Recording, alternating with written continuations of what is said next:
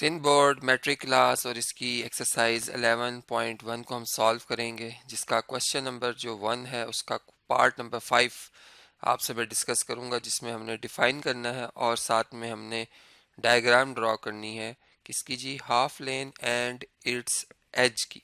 ठीक है, तो इसको हम कैसे डिफाइन कर सकते हैं। प्लेन कहते हैं a flat surface with no end point, ठीक है, विद नो एजेस।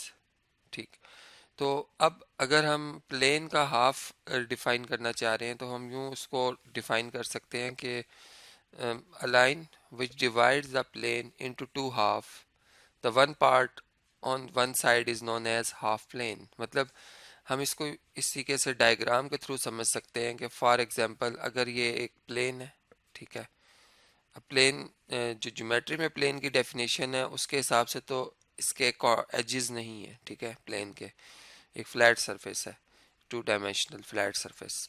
लेकिन यहाँ पे मैं एजेस शो कर रहा हूँ इसलिए कि हम सिर्फ एक छोटे पैमाने पे इसको स्टडी कर रहे हैं। अब एक लाइन है, फॉर एग्जांपल लाइन इस तरीके से ड्रॉ हुई है, ठीक है। अब यहाँ से अगर हम देखें तो हमें एक रेफरेंस मिल रहा है कि ये लाइन है और ये एज है, तो ये फासला हम देख रहे हैं कि ये बराबर है या ये लाइन सेंटर में है या नहीं। असल में कंसेप्ट ये नहीं है, मतलब जो हाफ प्लेन का कंसेप्ट है उसमें यह है कि एज तो है ही नहीं, ना लेफ्ट साइड पे एज है ना राइट साइड पे एज है। तो हम कहीं भी लाइन ड्रॉ कर दें वो लाइन एक प्लेन के टू हाफ्स कर देती है, ठीक है ना, ये कंसेप्ट है बेसिकली। लेकिन चले फर्ज करें कि हम कहते हैं कि ये एक लाइन है जिसने इस प्लेन को मतलब जो है डिवाइड किया हुआ है टू हाफ्स में। तो एक हाफ इसका ये H for half, half one ये कहला रहा है, हाफ टू ये कहला रहा है, ठीक है। तो ये इस सेंस में हम कह रहे हैं कि ये हाफ है।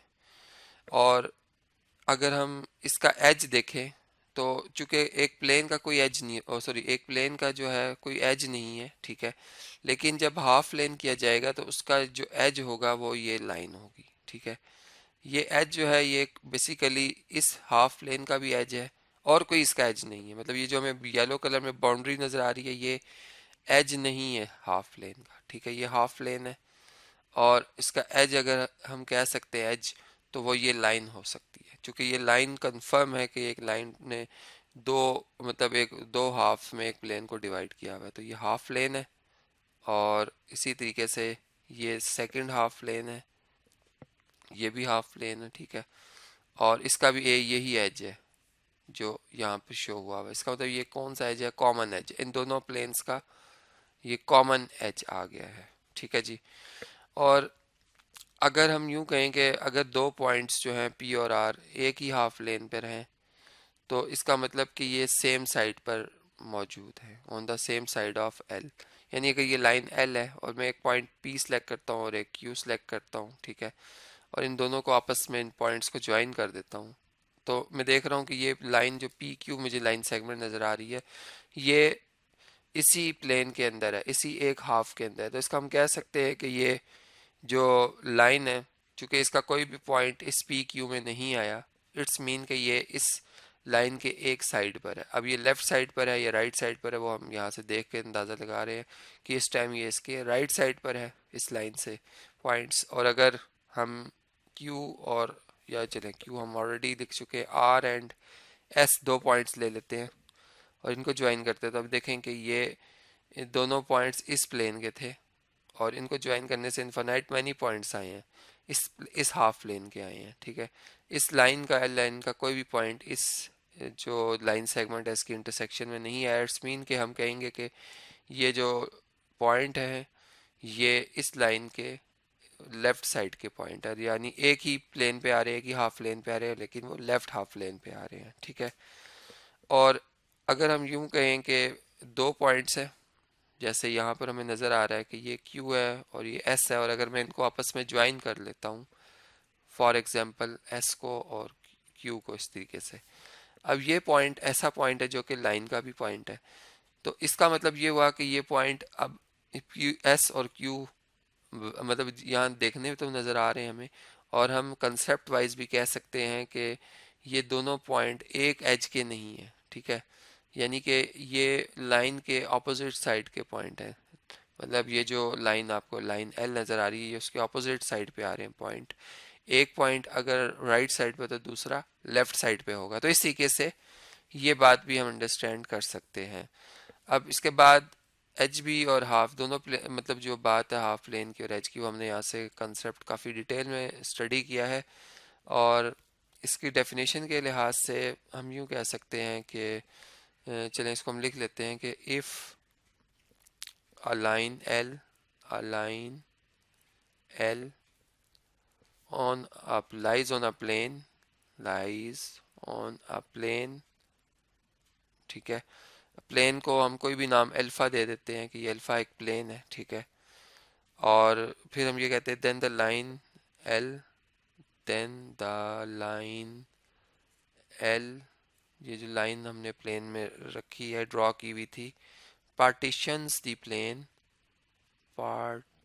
partitions the plane alpha into two subsets, यानी two planes, two half planes. Subsets means के यहाँ पर टू हाफ प्लेन्स, ठीक है। H1 and H2 such that अब इसमें जो बातें मैंने ऊपर आपको बताई कि उसमें H1 पहले जो बात होगी कि H1 एंड H2 जो हैं ये दोनों हाफ प्लेन क्या होने चाहिए, are convex sets, are convex sets. देखिए कन्वेक्स सेट्स के लिए यही बात मैंने बताई हुई है कि आप अगर किसी सेट को कन्वेक्स कहते हैं तो उसके कोई से दो पॉइंट सेलेक्ट करें और उनको मिला लें, आपस में ज्वाइन कर लें, उनसे लाइन सेगमेंट बनाएं, और वो लाइन सेगमेंट के सारे पॉइंट्स उसी सेट के अंदर अगर बिलोंग करें तो वो सेट कन्वेक्स होता है। इसका मतलब ये सेट भी कन्वेक्स है, ये भी कन्वेक्स है, ठीक है ना। और दूसरी बात यह है कि अगर हम एक पॉइंट पी लेते हैं, फॉर एग्जांपल यहाँ पे मैं सेकंड पॉइंट लिख रहा हूँ कि इफ पी जो पॉइंट है इज इन H2, ये देखिए यहाँ पे मैंने H2 में इसको शो किया था, एंड जो Q है यहाँ पर हमने S लिया था यार, R ले लिया था, R इन H1 प्लेन, ठीक है। देन देन जो PR लाइन सेगमेंट है जो इनको ज्वाइन करने से बन रही है, intersect the line, intersect the line L, ठीक है।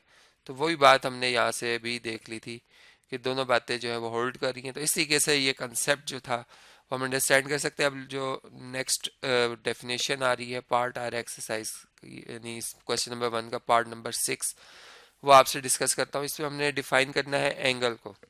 अब एंगल क्या होता है, एंगल को हम यूँ डिफाइन कर सकते हैं कि an angle is the union of two non-collinear rays, ठीक है, rays, और we having a common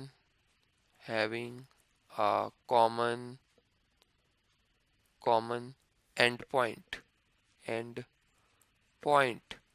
अब देखें इसको हम अगर डायग्राम के थ्रू समझना चाहें तो किस तरह समझ सकते हैं कि फ़र्ज़ करें कि ये एक रे है, ओ इसका वर्टेक्स है, मतलब सॉरी ओ इसका एक एंड पॉइंट है और एक की डायरेक्शन में ये मूव हो रही है, सो ऑन। अब ओ ही पॉइंट पे रहते हुए हम एक और रे ड्रॉ कर देते हैं जिसका यही कॉमन एंड पॉइंट हो, और ये रे है ओ बी। अब ये दोनों नॉन कोलिनियर रेज है, मीन्स के ये दोनों रेज एक लाइन पर नहीं आती हैं, ठीक है। अब इनकी जो यूनियन है उसमें ये सारा रीजन आता है, जिसको अगर मैं ग्रीन कलर में शेड करता हूँ ये सारा रीजन आता है। तो अब ये तमाम जो ये हिस्सा है प्लेन का, ठीक है, जिसमें ये दो रेज और इनकी यूनियन हो रही है, ठीक है, इस सारी बात को हम ओवरऑल क्या कहते हैं कि ये एक एंगल है। और एंगल अगर एंटी क्लॉकवाइज होगा तो पॉजिटिव होगा, क्लॉकवाइज होगा तो नेगेटिव होगा, ठीक है। तो इस तरीके से ये कंसेप्ट जो है वो हम अंडरस्टैंड कर सकते हैं। अब इसको लिखेंगे कैसे, यानी हम इसको डिनोट करते हैं इस तरीके से कि मैयर, एम फॉर मैयर, जब कोई नंबर अगर लिखना हो, angle A O B, A O B, यानी एक आर्म इसका ए ओ है और दूसरा ओ बी है। तो इस तरीके से ये दो रेज का जो ताल्लुक है वो भी इसमें आ जाता है, और जो सिंपल एंगल के लिए हम यूज़ करते हैं वो इस तरीके से यूज़ होता है। ठीक है, ये एक एंगल है। और अब इसमें हम ये कह सकते हैं कि मतलब जो इसके टर्मिनल साइड्स हैं, एक एक टर्मिनल साइड ओ ए है, इसे इनिशियल आर्म भी कहते हैं हम, इनिशियल आर्म। ठीक है, और एक जो है इसकी वो टर्मिनल दूसरी जो आर्म है, ठीक है, जिसको हम इसका एंडिंग आर्म भी कह सकते हैं, ये कहलाता है फाइनल आर्म या टर्मिनल आर्म। Terminal arm. तो एक जो एंगल है उसके कितने आर्म्स होते हैं? दो होते हैं आर्म्स। उनकी रोटेशन के बारे में हमने बात की। अब नेक्स्ट जो पार्ट आ रहा है वो आपसे डिस्कस करता हूँ। जी, नेक्स्ट पार्ट है राइट एंगल। राइट एंगल को हमने डिफाइन करना है, तो इसकी पहली तो डेफिनेशन ये हो सकती है कि an angle of 90 degree is called right angle. ठीक है, इज कॉल्ड राइट एंगल। एक तो डेफिनेशन ये होगी। अब दूसरी क्या हो सकती है? दूसरी हम इसी कैसे डिफाइन कर सकते हैं कि सप्लीमेंट्री एंगल्स वो एंगल्स होते हैं जिनका सम जो होता है वो 180 डिग्री होता है। ठीक है, तो if two supplementary angles are in equal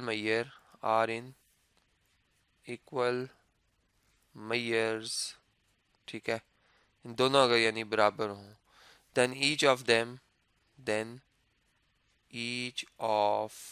them is called right angle. Is called, इन दोनों को क्या कहेंगे हम? राइट एंगल कहेंगे। ठीक है, और अब इसमें हम ये भी कह सकते हैं दैट इज, इसको कैसे डिनोट किया जाता है?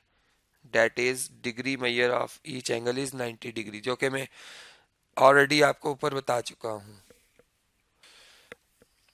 तो इसके लिए मतलब अब ये बात तो हम ऑलरेडी कर चुके हैं। अब इसकी जो डिनोट कैसे किया जाता है, इसको डिनोट किसा किया जाता है उसके ऊपर हम बात कर लेते हैं कि इट इज़ डिनोटेड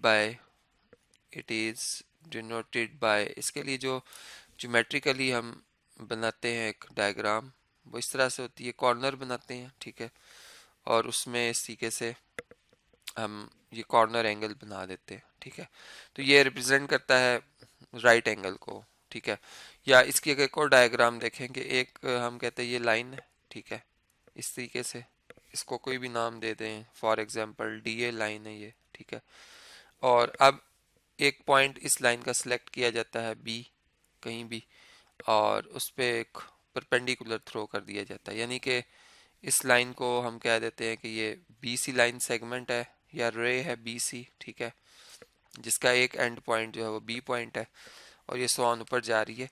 तो अब अगर एंगल्स को देखें तो बी सी ये भी 90 डिग्री एंगल है, और डी बी सी ये भी 90 डिग्री है। ये दोनों सप्लीमेंट्री एंगल्स हैं और दोनों आपस में इक्वल है। इस वजह से दोनों की मेजरमेंट कितनी कितनी आ रही है? 90 डिग्री आ रही है। जी, इसके बाद नेक्स्ट जो टॉपिक जो डेफिनेशन आ रही है वो है परपेंडिकुलर की।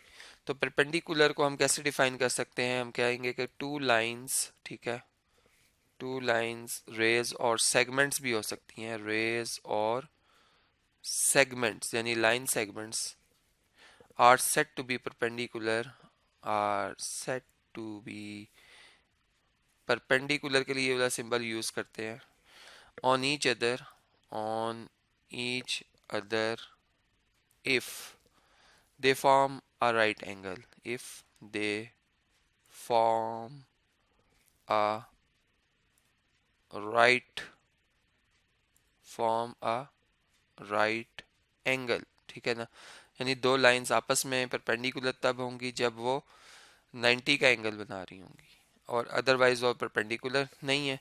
जैसे फॉर एग्जांपल अगर हम इसकी डायग्राम देखें तो एक लाइन ये है और दूसरी लाइन इस तरह से है, और दोनों जिस पॉइंट के ऊपर मीट कर रही हैं ये वो पॉइंट है, यहाँ पे वो 90 का एंगल बनाती हैं। तो हम कहेंगे कि लाइन 1 और लाइन 2 ये क्या है? परपेंडिकुलर है, यानी इनको इस तरह से लिखेंगे, line 1 is perpendicular to line two, ये ज्योमेट्रिकली हम परपेंडिकुलर का सिंबल यूज करते हैं। इसी तरह दो रेज हैं अगर, तो फर्ज करें ये रेज इस तरह से है, एक रे है ओ ए, ठीक है, और एक है ओ बी, ये दो रेज हैं और इनके पॉइंट ऑफ इंटरसेक्शन पे ये कॉर्नर एंगल 90 का बनता है, तो हम कहेंगे कि ये दोनों रेज भी आपस में क्या है, परपेंडिकुलर है।